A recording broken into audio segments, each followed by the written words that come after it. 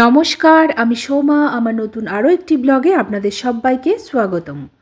আশা করছি আপনারা সুন্দর আছেন, ভালো আছেন। আজকে হচ্ছে সোমবার, আর এখন সকালের দিকটা ওই ব্রেকফাস্ট সেরে বসে পড়েছি মাছ বাছতে। তো অমরবাবু বাজার থেকে ছাঁকা মৌরলা মাছ নিয়ে এসেছে, তো সেটাই বাছতে বসেছি। তো মৌরলা মাছের আজকে লাঞ্চে কটকটে করে ঝাল বানাবো। তো বড় মাছ তো অনেক দিন ধরেই খাচ্ছি, বড় মাছ ভালো লাগছে না খেতে, কিন্তু চুনো মাছের হেভি টেস্ট লাগে খেতে। তো সেই জন্যই আর কি চুনো মাছ একটা একটা করে আমি পরিষ্কার করে বাছি। যে মাছই হোক না কেন অনেক ধৈর্য ধরে একদম সুন্দর করে মাছটা বাছি। মাছের গায়ে একটা হাঁসও যেন না লেগে থাকে বা মাছের মধ্যে কোনো পোঁটা না থাকে। তো এইভাবে সুন্দর করে বাছা হয়ে গেলে এখন মাছটাকে পুরো পরিষ্কার করে ধুয়ে নেব। তো ধোয়া হয়ে গেলে বড় মশাইকে আজকে লাগিয়ে দেবো রান্নার কাজে। তো এই যে নুন হলুদ মাখানো হয়ে গেছে, আর এখানে মেয়ের জন্য একটা ডিম ভাজা হচ্ছে। ও তো চুনো মাছ মোটেও খাবে না, সেই জন্য। আর এই যে আমাদের জন্য চুনো মাছ ভাজা অলরেডি শুরু হয়ে গেছে। অমরবাবু একদম লুঙ্গি পরে হাতে খুন্তি নিয়ে নেমে পড়েছে। আর এখানে পেঁয়াজ দিয়ে মানে সর্ষে বাটা দিয়ে আর টমেটো দিয়ে আর সঙ্গে কাঁচা লঙ্কা, একদম কটকটে টাইপের ঝাল হবে। ব্যাস এইটা দিয়েই ভাত খাওয়া হয়ে যাবে, আর কিছু লাগবে না। তো সেটাই এখন চলছে।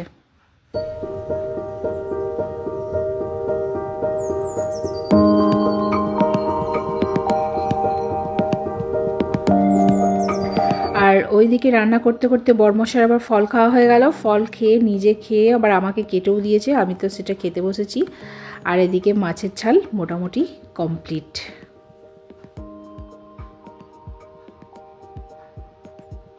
আর কিছুটা মাছ ভাজাও রয়েছে, শুকনো ভাতে বেশ ভালো লাগবে গরম গরম খেতে।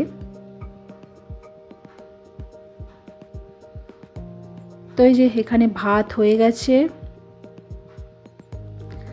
আর এখানে বাঁধাকপির ঘন্ট হয়েছে অল্প করে, এক বেলার মতোই রান্না হয়েছে। আর এখানে হয়েছে টমেটো দিয়ে ডাল, আর এই যে ঝাল কটকটে করে বলেছিলাম মৌরলা মাছের। আর এখানে মেয়ের জন্য ডিম ভাজা, আর এই যে মৌরলা মাছ ভাজা। ব্যাস এই আজকের আমাদের লাঞ্চ মেনু। 2000 years later. তো রিমবাবুকে একটু পড়তে বসিয়েছি, আর আমি একটু খাটের মধ্যে শুয়েছিলাম। শরীরটা বিশেষ ভালো লাগছে না, মানে মন করছে না রান্নাঘরে যেতে, কিন্তু তবুও যেতেই হবে। তো সেই জন্য সুর করে নেমে পড়েছি। আর এখন বাজে হচ্ছে 7:45। আর আজকে নারকোল কুড়িয়ে রেখেছিলাম কাকিমাকে দিয়ে। আজকে হচ্ছে পিঠে বানাবো, অঘ্রাণ মাসের সংক্রান্তি আজকে। তো আজকে অঘ্রাণ মাসের সংক্রান্তি, আমাদের এখানে ইতু পুজোর সংক্রান্তি হিসাবে ইতু পুজোর জন্য পিঠে খাওয়া হয়, মানে পিঠে পার্বণ সব করা হয়, খাওয়া হয়। আমাদের তো বাঙালির 12 মাসে 13 পার্বণ, হাজারটা লেগেই আছে। তো সেই আর কি। তো সেই জন্য আমি কেন বাদ থাকবো, সংসারের মঙ্গল হেতু একটু পিঠেটা বানিয়েই ফেলি। আর ডিনারে তো কিছু না কিছু বানাতেই হতো, তো পিঠে বেশ শীতকালে খেতে ভালোই লাগে। আর সেই জন্যই আর কি নারকোলের ছাই মেরে নেবো, ওই দুধের সেদ্ধ একটু পিঠে করব। আর মেয়ের জন্য একটুখানি ছোলার ডাল সেদ্ধ করে, ছোলার ডালটাকে জিরে লঙ্কা তেল করে মেখে, তো সেটাকে ওকে শুকনো শুকনো একটু পুর পিঠে করে দেবো। ও আবার একটু দুধ পিঠেটা অতটা ভালো লাগে না ওর আর কি। তো মনে আছে তখন খুব ছোটোবেলায়, মানে ইতু পুজোর দিন, কার্তিক মাসের সংক্রান্তির দিনে একদম ঠান্ডা পুকুরে 3 বার ডুবে আর মাটি কাদা হাতে করে তুলে একটা সরার মধ্যে রাখতাম, আর কয়েক রকমের গাছ নিয়ে আসা হতো। সেই গাছের পুজো হতো। ওই গাছ বলতে সর্ষে, মূলো, এই ধরনের হবে, আমার না ঠিক মনে নেই, অনেক দিন আগে করেছিলাম তো। তো যাই হোক, ওই ছোটোবেলায় ওরকম করে পুজো টুজো করতো, তো তুলে দিতাম ইতু। আর বিয়ের পর একবার না দুবার ওরকম ইতু তুলেছি। আমাদের ওখানে একটা আমাদের পুকুর আছে ওই জলে, তো আমাদের সেই পুকুরে একবার দুবার সকালবেলা স্নান করতাম পুকুরে। আর তখন ওই পুকুর থেকে মানে কাদামাটি তুলে ওরকম দিদিভাই পুজো করতো, তুলেছিলাম। কিন্তু আমি একা নিজে নিজে কখনো পুজো করিনি, আর ভবিষ্যতেও করব না। আসলে আমার সংস্কার মানি ঠিক আছে, কিন্তু সংস্কারের মধ্যে এমন একটা নিয়ম রয়েছে, যেই নিয়মটা মানে মানতে গেলে নিজেকে কষ্ট পেতে হবে। আমি মোটেও সেই নিয়ম মানব না। কেন বলুন তো, ওই সকালবেলা যদি আমি পুকুর থেকে এখন মানে ওই কাদামাটি তুলতে যাই, তাহলে আমি নিউমোনিয়া হয়ে মারা যাব। তো তাই নিজে বেঁচে থাকলে তারপরে তো আমি মানে পুজো অনুষ্ঠান এইসব হবে, তাই না? আর যত নিয়ম অনুষ্ঠান সব কিন্তু মেয়েদের জন্যই তৈরি করা। কোনো ছেলেদেরকে কিন্তু এসব মানে কেউ কী বলবো বলেনি যে করতে, সব সময় কিন্তু মেয়েদিকেই বলা হয়। যদিও আমাকে এই মুহূর্তে কেউ বলেনি, জোর করেনি যে তুমি এইটা করো সেটা করো, আমি নিজে যেটা করি সেটাই।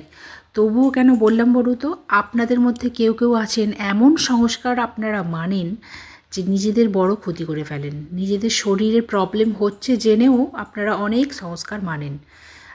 এই যে এইখানেই তখন কুসংস্কারের কথাটা চলে আসে। না হলে কুসংস্কার কিছুই নয়, যে কটা সংস্কারের নিয়ম মানা হয়েছে প্রত্যেকটা নিয়ম মাফিক বৈজ্ঞানিক কারণ আছে ঠিকই, কিন্তু আমি বলবো নিজেকে কষ্ট দিয়ে কোনো নিয়ম না মানাই ভালো। তো যাই হোক, এখানে আমার মোটামুটি পুর পিঠে রেডি করে ফেলেছি, এখনও বাকি আছে, আরও কতগুলো করে নেব। তো করে নিয়ে তারপরে আমি দুধ সেদ্ধটা বসিয়ে দেব। আচ্ছা, আপনারা অনেকেই বলেন ঠেকাটিকি হয়ে যাবে, ঠেকাটিকি হয়ে যাবে, আমিষের সঙ্গে নিরামিষ, নিরামিষের সঙ্গে আমিষ। আচ্ছা, যদি আমিষের সঙ্গে নিরামিষটা ঠেকাটিকি হয়ে গেলে নিরামিষটা আমিষ হয়ে যাচ্ছে, তাহলে নিরামিষের সঙ্গে আমিষটা ঠেকাটিকি হলে সেটা কেন হচ্ছে না? উত্তর নেই তো আপনাদের কাছে? আমি একটা কথা বলি, পৃথিবীতে সব কিছুর সঙ্গেই সব কিছু কানেক্টেড, প্রত্যেকটা জিনিসের সঙ্গেই কানেকশান আছে। তাও ঠেকাঠেকি ওই সব কিছু না, পরিষ্কার পরিচ্ছন্নভাবে কাজ করতে হবে, সব কিছু নিট অ্যান্ড ক্লিন রাখতে হবে, তাতেই হবে। আবার কেউ কেউ বলেন যে দোকানে তো গণেশ লক্ষ্মী আছে, তো দোকানে ওই সব চলে, মুদিখানা দোকানের কথা বলছি, আর বাড়িতে তো ওটা চলে না। কিন্তু বাড়িতেও তো মা লক্ষ্মী, মা গণেশকে আমরা পুজো করছি, তাহলে কেন চলবে না? তাই না? তাই নিজের মনটা ঠিক করুন, মনটা ঠিক করলে সব কিছু ঠিক থাকবে। মনই সব, আর কিচ্ছু না।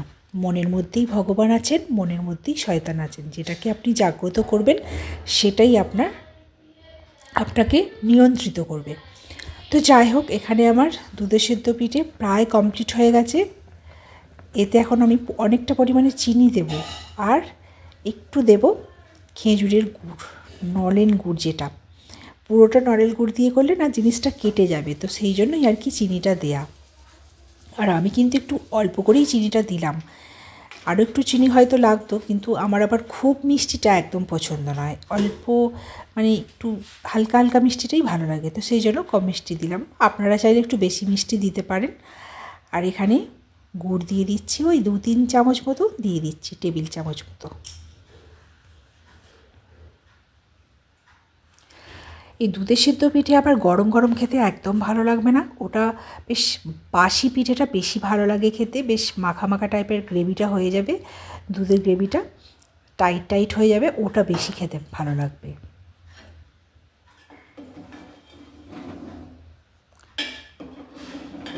আর এইটা বসিয়ে দিয়ে আবার ওদিকে ওই ডালের পুরের জন্য সেটা মেখে নেব।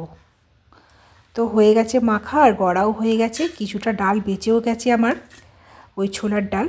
আর আমি একটু অল্প সেদ্ধ করেছি, কেননা এটা সেদ্ধ হওয়ার সময় বাকিটা পুরের মধ্যেই সেদ্ধ হয়ে যাবে। তো ঠিক আছে, আমাদের রেডি হয়ে গেছে, আমরা পিঠে নিয়ে বসে পড়েছি ডিনার করতে। চলুন, ভিডিওটা আজ তাহলে এইটুকুই, দেখা হচ্ছে নেক্সট একটা ভিডিওতে। ভালো থাকবেন, সুস্থ থাকবেন, সুন্দর থাকবেন। আর ভিডিওটা ভালো লাগলে অবশ্যই লাইক, শেয়ার, কমেন্ট করে চ্যানেলটাকে সাবস্ক্রাইব করে দেবেন। ফেসবুক থেকে দেখলে পেজটাকে ফলো করে নেবেন। Bye bye.